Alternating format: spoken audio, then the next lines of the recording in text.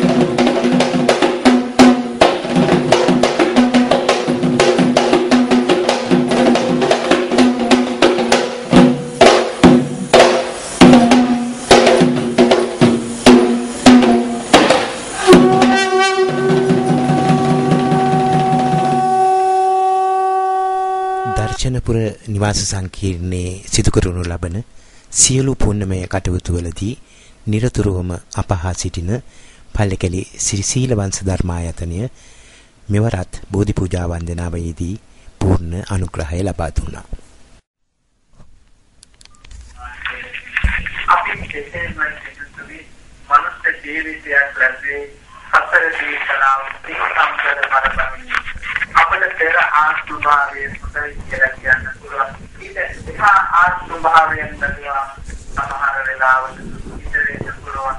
අපි කල නිසං නිසා පෙර ආස්තියෙන් දරන පෙර ආස්තියේ නිසං නිසා මේ ආස්තිය මුදවන එනිසා මේ ආස්තිය කලදී මේ බින්දුතුණු මේ සිදු කරන මේ නිසං සමදාම චතකාන්තිය ආශිර්වාදයේ පිණිස පවතිනවා. එනිසා පිටුනේ අපේ බුදු පියාණන් වහන්සේ සම්බුද්ධත්වයේ ලබනවා සමගම අවබෝධ කරගත්තේ චතුරාර්ය සත්‍ය ධර්මය.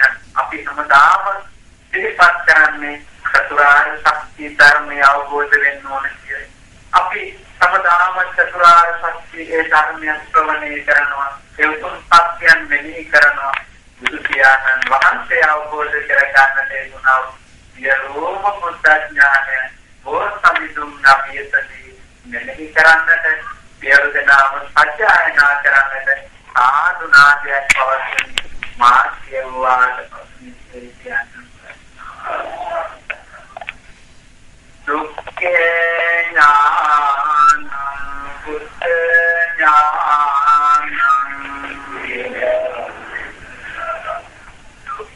සමුදය ඥානං බුද්ධ ඥානං. මියවරින් බෝධි පූජා වන්දනාව පුරා හෝරාවකට ආසන්න කාලයක් දියත් වුණා.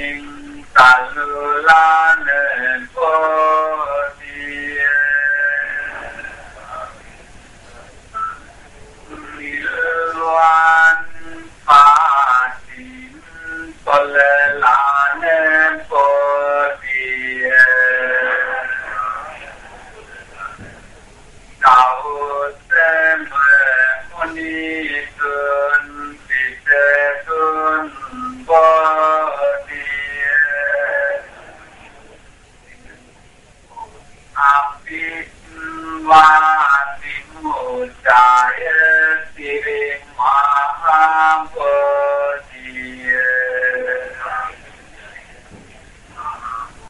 දර්ශනපුර නිවාස සංකීර්ණයේ සියලු දෙනාටත් ශ්‍රී ලංකා වාසී සැමටත් සෙත්පතා බෝධි පූජාමය වන්දනාව මෙහෙවනු ලැබුවේ පල්ලිකැලේ ශ්‍රී සීලවංශ ධර්මායතනයේ විහාරවාසී පූජ්‍ය සෝරත ස්වාමීන් වහන්සේ.